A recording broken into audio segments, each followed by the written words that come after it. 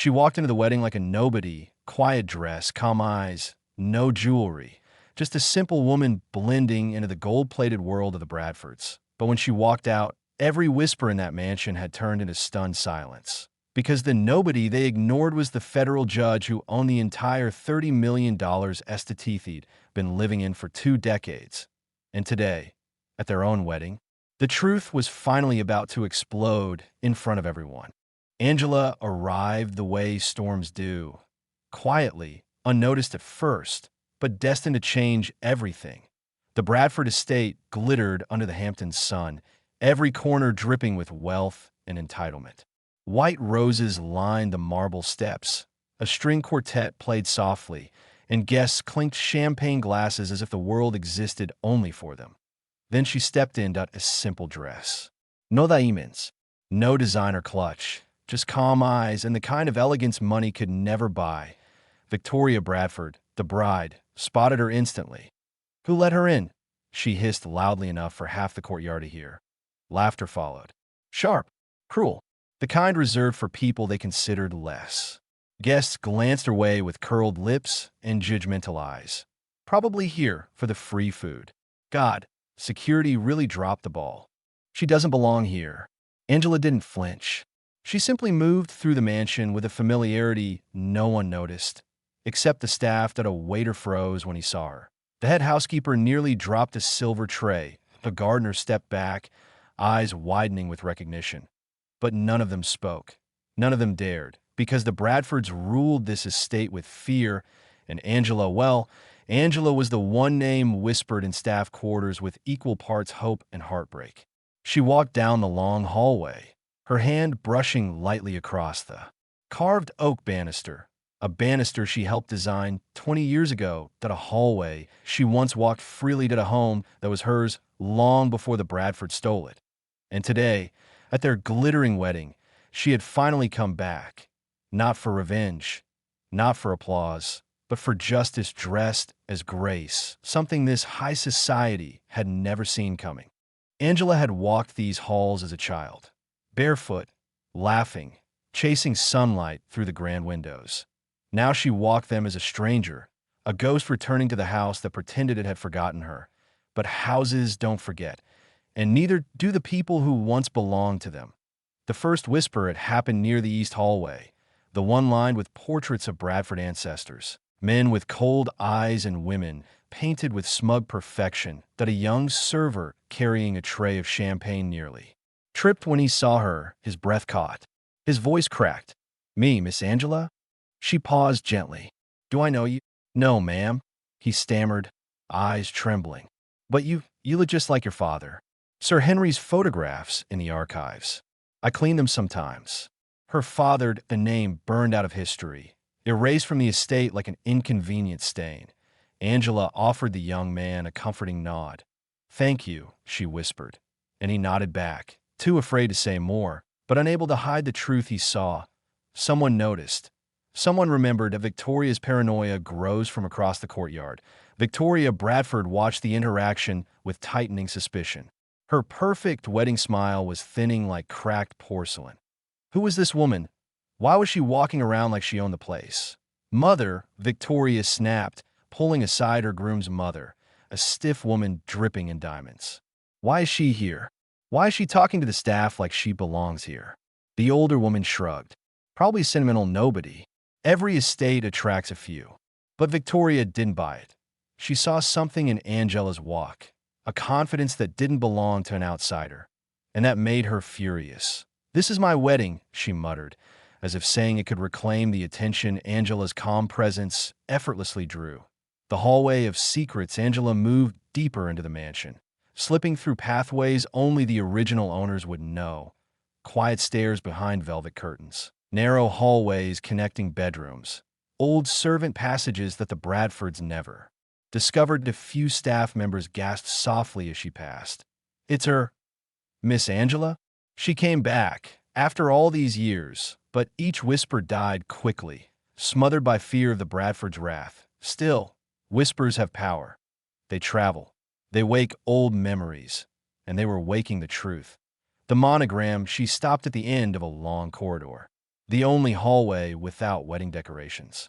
The Bradfords avoided this place without knowing why. Angela knew. Her fingers trembled slightly as she reached out and touched the carved wooden door. There, beneath the polish and the decades of neglect, was the monogram her father had designed. H.W. Henry Williams, her family, her bloodline, her identity carved into the very bones of this house. Angela closed her eyes for a moment. She wasn't crying. She didn't allow herself to break here. But her breath wavered in her chest. Behind her, two maids had stopped, hands over their mouths. That monogram, one whispered. It's hers. This place, it was theirs before the Bradfords. Angela opened her eyes and smiled weakly at them. Thank you for remembering. History returns to the room. She stepped into the old study, her father's sanctuary. The Bradfords had tried to erase the room, repaint it, redecorate it, but the foundation still remembered. The window seat where she read books as a girl remained untouched. A faint outline of the old family crest, covered by a large painting, still peeked through. Angela ran her fingers along the fireplace mantel. I was 8 the last time I stood here, she whispered to herself. Behind her, footsteps echoed. It was an older staff member, Mrs. Langley, the woman who used to braid her hair before school. Time had carved wrinkles around her kind eyes, but those eyes widened with recognition the moment she saw Angela. My God, Mrs. Langley gasped softly. You came back. Angela turned, smiling warmly. I wasn't sure you'd still be here. I stayed because I hoped someday someone from your family would walk through those doors again. The woman's voice broke. We all did. Angela touched her hand gently. I didn't come for revenge. I came for truth. And truth, the old woman said, is something this house has forgotten. Victoria strikes suddenly. Victoria's shrill voice shattered the tender moment. There you are, she snapped, stepping into the room with two bridesmaids behind her. Why are you in here? This is private. Angela turned slowly, composed, almost regal without trying. This house has many rooms, she said softly. This one just felt familiar. Familiar. Victoria scoffed. Because you think you're some sort of long-lost heiress? Angela tilted her head. What do you think? Victoria took a step closer, eyes blazing. I think you're here to cause trouble. And I don't know how you got in, but you're ruining my wedding. Angela didn't react, didn't shrink, didn't defend. She simply looked at Victoria the way a judge looks at someone who lies confidently, unaware the truth is already written. Mockery in the ballroom, the confrontation followed her. As Angela returned to the main hall, whispers swirled behind her like smoke. Is she lost? Who invited her? She's pretending she knows this place. Maybe she used to be a maid here, or a gardener's daughter. That would explain the attitude. The cruelty didn't sting. Not because Angela was numb, but because their ignorance revealed more about them than about her. She walked with her shoulders straight, grace unshaken, every step echoing the quiet truth. You can bury history, but you cannot erase it. And today, the forgotten owner of this estate was walking right through the center of their perfect little world. The Bradfords didn't know it yet, but their borrowed kingdom was living its final hours, because history had returned, not in anger, not in flames, but in the calm, steady footsteps of the woman they tried to erase, Angela, the rightful heir, the one truth they never saw coming. The ballroom shimmered with chandeliers and champagne, but under all that glitter was a trembling tension, one that had started with whispers and was growing into a storm. And Angela was its quiet center. She stepped into the middle of the crowd, her heels soft against the marble, her expression calm in a way that terrified the guilty, because calmness, real calmness, belongs only to people with the truth on their side. The briefcase, a server offered her champagne. She gently declined. Instead, she walked toward a small table near the fountain and set down the one thing she had carried into the wedding, a black leather briefcase, plain, unbranded, unremarkable. And yet the moment she unlatched it, it felt like the room exhaled in nervous anticipation. Victoria spotted her from across the dance floor and stiffened. What is she doing now? She hissed. Her groom leaned in. Just ignore her. I can't ignore someone who keeps acting like she belongs here. Victoria's voice cracked with fear more than anger. Angela lifted the briefcase lid. Inside, neatly arranged in protective sleeves, were documents older than most of the guests in the room. Documents she had guarded for 20 years. Documents capable of shaking kingdoms built on lies. That Victoria's panic begins, as if dragged by invisible strings. Victoria marched toward her, her wedding gown swishing and sharp. Irritated motions. "Hey," she barked. "What do you think you're doing?" Angela didn't look up. She simply pulled out the first document. Yellowed edges, embossed seal, signature in bold, INK in original deed. Victoria's breath hitched. "Is this some sort of stunt?"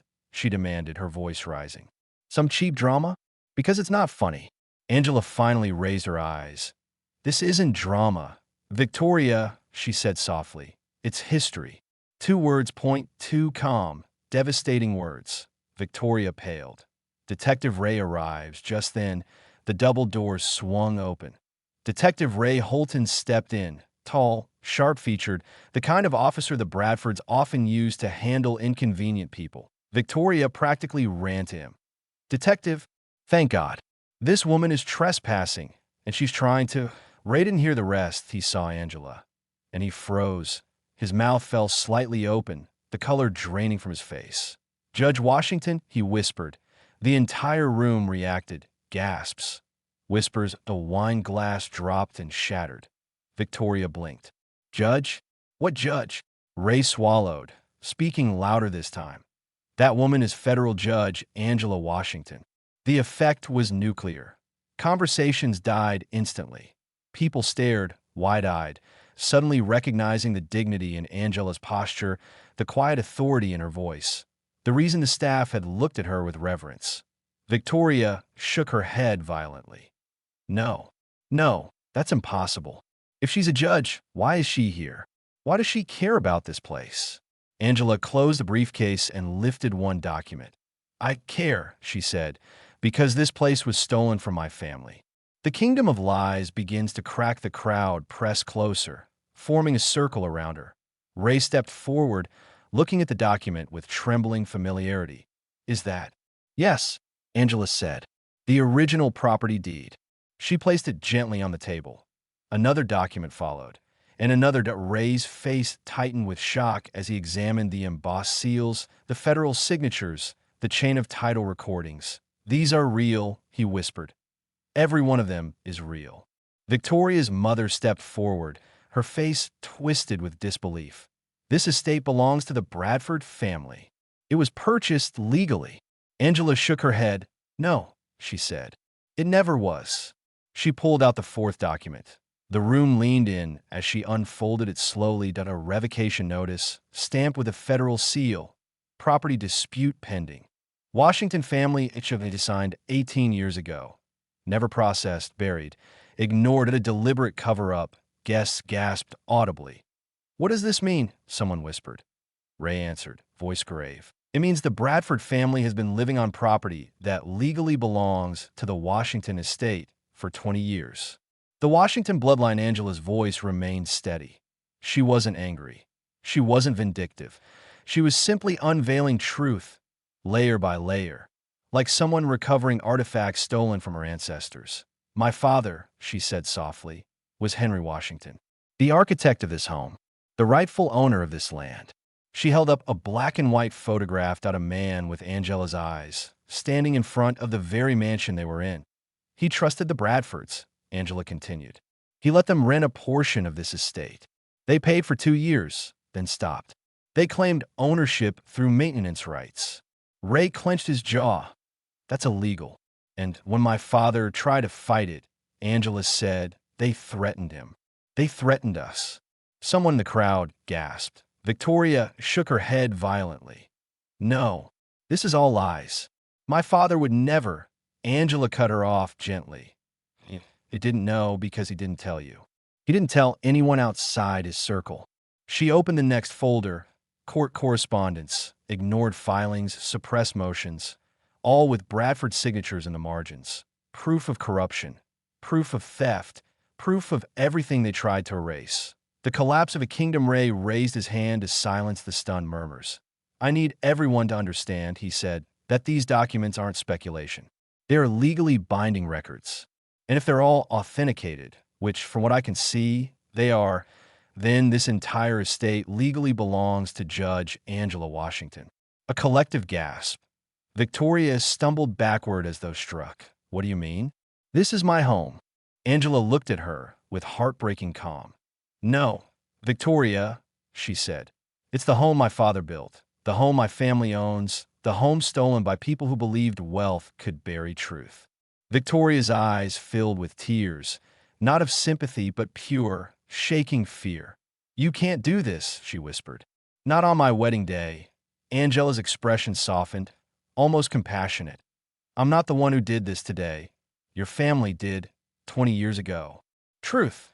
The ultimate weapon. Ray turned to Angela with respect that bordered on reverence. Judge Washington, what do you want us to do? Angela looked around at the faces, the shocked guests, the frightened Bradfords, the hopeful staff members who had waited decades for justice to breathe again. And then she spoke, her voice steady, warm, unshakable. I want the truth to stand. I want every lie pulled into the light. I want what was stolen returned, not out of vengeance, but because truth has waited long enough. Silence fell, heavy, profound, absolute. It was the kind of silence that follows a verdict, the silence that marks the end of a kingdom built on lies. The Bradfords' empire didn't fall with screaming or violence or chaos. It fell with a briefcase opening, with documents speaking louder than wealth, with a judge reclaiming her father's legacy, not with a sword, but with truth. The ballroom no longer felt like a wedding. It felt like a courtroom, and Angela Washington stood at its center, not as a guest, but as the quiet storm powerful enough to topple empires. The document she had revealed already cracked the Bradford kingdom. But now she was about to break the silence that held together their entire illusion, and she would do it with something far stronger than anger. Authority, truth, identity. The black federal folder. Angela reached into her briefcase again. This time, she lifted a folder unlike the others, thick, matte black, stamped with a raised gold emblem, not a federal prosecutorial seal. Most of the guests didn't recognize it, but a few did, and they stiffened instantly. Victoria noticed their reaction, and that only made her angrier. Oh, come on, she scoffed loudly enough for everyone to hear. A black folder? Really? What's next? Are you going to tell us the president is your cousin? Laughter. Nervous, forced, but laughter nonetheless. Angela didn't react. She set the folder gently on the table, like placing a sacred book before a congregation. When she flipped it open, Ray Holton saw the first page and lunged forward. Victoria, stop talking right now. The room went silent. Victoria blinked, startled. What? Ray pointed at the emblem stamped across the document. That, he said, his voice shaky with disbelief, is a United States District Court seal. Gasps punched through the room like a wave. People stepped closer. People stepped back. People froze. But no one spoke. Ray ran a trembling hand through his hair. My God, he whispered. Judge Washington. The identity revealed. Angela lifted the first page, turning it toward the crowd. Since you all seem confused, she said softly, allow me to introduce myself properly. Her voice didn't boom. It didn't need it. It carried the steady certainty of someone who had stood behind benches and in front of criminals who thought they could outrun truth. My name is Angela Marie Washington, she said, daughter of Henry Washington, architect, landowner, and the man who built this estate. People leaned in. And for the last 8 years, Angela continued, I've served as a United States District Court judge appointed under the federal Eastern District. The entire ballroom seemed to stop breathing. The crowd's reaction, the wealthy, powerful guests, lobbyists, corporate partners, politicians, instinctively backed away as if they had just insulted a lion. Phones came out. Screens lit up. Whispers spiraled through the crowd like wildfire. She's a federal judge? Oh my God, we mocked her. The Bradfords are dead. Absolutely dead. This is going to be a scandal. Did Victoria know? No, she had no idea. Even the staff, the ones who knew her as a child, folded their hands together in trembling hope. For 20 years, they had lived under the Bradford family shadow. Now Their past was standing tall again. Victoria's collapsed. Victoria swayed where she stood, color draining from her face. "No," she whispered. "No, no, this can't be true." Her mother grabbed her arm. "Victoria, sit down, no." Victoria Sobith. "She can't be a judge. She can't be. She's lying." Angela didn't flinch. She simply opened the next page, her federal appointment letter, signed by the Attorney General, sealed by the Federal Judicial Commission. Ray held his breath. "This is real," he said. "Every word. Every signature." Victoria staggered backward, clutching her chest. How? How could a judge, someone like her, be here at my wedding? Acting like she, Angela spoke gently. "Victoria, I didn't come here for violence or humiliation. That I came because this is my father's home." Victoria shook her head, tears streaming. "You can't take it. You can't, but it isn't yours," Angela said quietly. "It never was." Victoria's knees buckled. She collapsed into a chair, hands trembling uncontrollably. The wedding planner rushed to fan her. Someone offered water. But nothing could stop the truth from settling on her like a suffocating weight. She had bullied a federal judge. She had ordered staff to humiliate her. She had mocked a woman who had the full power of the U.S. judiciary behind her. And worst of all, she had no idea who Angela Washington really was. Ray's respect. And Fear Detective Ray cleared his throat, his voice cracking under the pressure. "Judge Washington," he said, if anyone had known, we would have handled this very differently." Angela nodded gently. "I know, Ray, but truth must walk into a room quietly or it loses its power." Ray swallowed hard. He wasn't just looking at a judge. He was looking at a woman who had stood on the right side of the law her entire life, that a woman who wielded power without ever lifting her voice, that a woman who could dismantle the Bradfords without touching a single piece of their wealth. All she needed was the truth. The son steps forward, a sudden voice cut through the tension. "Judge Washington?" Everyone turned. That it was Ethan Bradford, Victoria's younger brother, 22 years old. Tall, nervous, carrying more guilt in his eyes than most men twice his age. Victoria glared. "What are you doing? Stay out of this." But Ethan ignored her. He walked straight to Angela, stopping only a foot away. I know you," he said quietly. The room froze. Victoria's eyes widened. "What? Ethan, what are you?" He lifted his hand, silencing her, something he had never done in his life. "You saved me," Ethan whispered to Angela. "You saved my life." The room erupted in murmurs. Angela blinked gently. "Ethan, you grew up." He nodded, breathing shakily. "When I was 16, he said, I was arrested with the wrong crowd. I was facing 2 years in juvenile detention. Maybe more." Victoria gasped. "You told us the charges were dropped because you were innocent." Ethan shook his head. "No, they were dropped because she stepped in." He pointed at Angela. "She reviewed my case personally. She saw how the police report was manipulated. She saw that the Bradfords had paid lawyers who didn't care about me at all." He swallowed. "You told the prosecutor to give me a second chance. You made sure I got into the youth rehab program. You visited once anonymously just to make sure I was okay." Angela's eyes softened. "You deserved a chance to choose better," she said quietly. Ethan wiped his tears. "You didn't even tell me who you were. You didn't want credit. You saved my life," and walked away. He turned toward the crowd, voice breaking. "And we, my family, treated her like garbage today." His mother covered her mouth. Victoria stared at him in horror. "Ethan, why didn't you tell us?" "Because you wouldn't have listened," he replied. "You never listened to anyone quiet." He looked at Angela with a painful, honest respect. "And that's the kind of people you should fear most." Quiet power. Angela didn't raise her voice. She didn't point fingers. She didn't demand the applause she deserved. She simply placed Ethan's hand between hers and said, "I didn't save you to earn anything today, Ethan. That I did it because justice is not loud. It is steady." The room trembled with the weight of the words. She stood straighter. Quiet people are not weak. Quiet people are not invisible. Quiet people are not powerless. Her voice warmed, gentle, but unbreakable. Quiet people hold the kind of strength that does not need to shout because the truth speaks for them. Victoria, pale and shaking, whispered, "Please, please don't destroy us." Angela met her eyes. Not cruelly, not triumphantly, but with the calm judgment of someone who had seen the world at its darkest. "I didn't come to destroy you," she said softly. "I came to end the lie."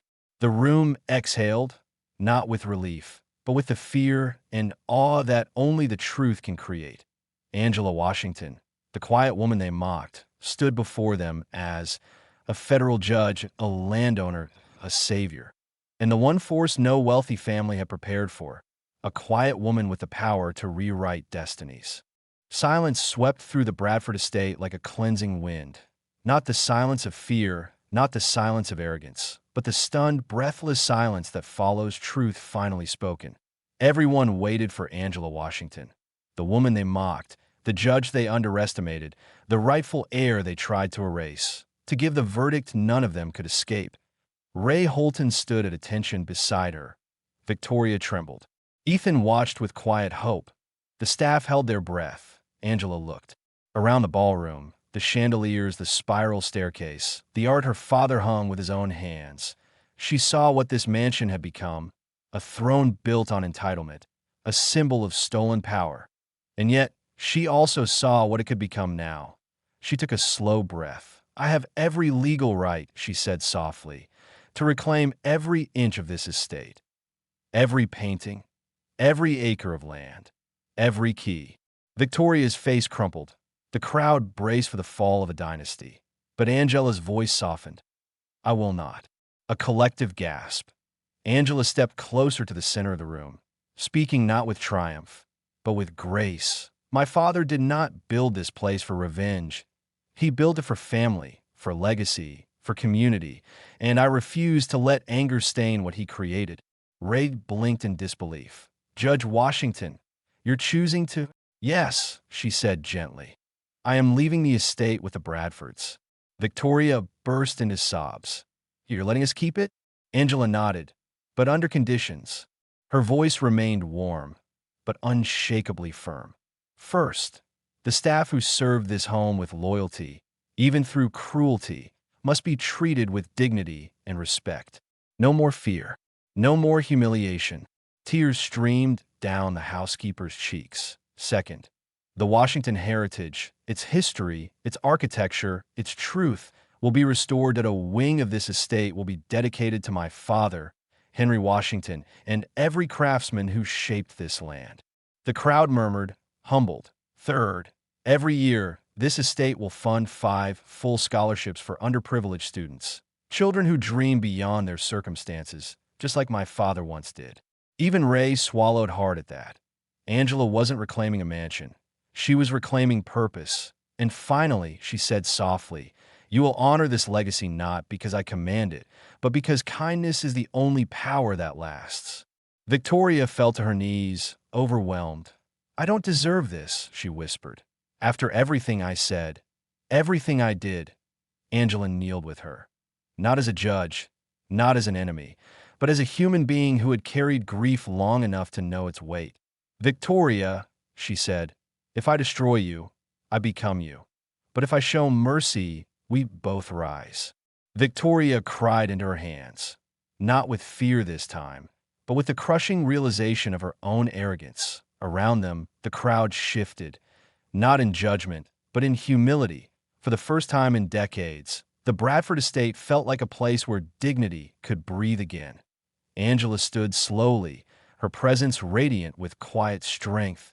"True power," she said, "isn't the ability to take everything. It's the choice to give more than anyone expects." The staff bowed their heads. Ethan wiped his tears. Ray exhaled as if witnessing history reshape itself. And Angela walked out of the wedding just as she had walked in. Calm, graceful, untouched by arrogance. But this time, everyone knew exactly who she was. Not the woman they mocked, not the guest they dismissed, but the judge who proved that mercy, not authority, is the greatest power a person can hold. As the sun dipped behind the Bradford estate, now restored to its rightful name, the Washington legacy, Angela stepped out into the quiet evening breeze. All around her, the same people who once mocked her now looked at her with something new in their eyes: respect. Not because she had the power to take everything from them, but because she chose not to. Victoria, still shaken, approached her with trembling hands. "I don't deserve your mercy," she whispered.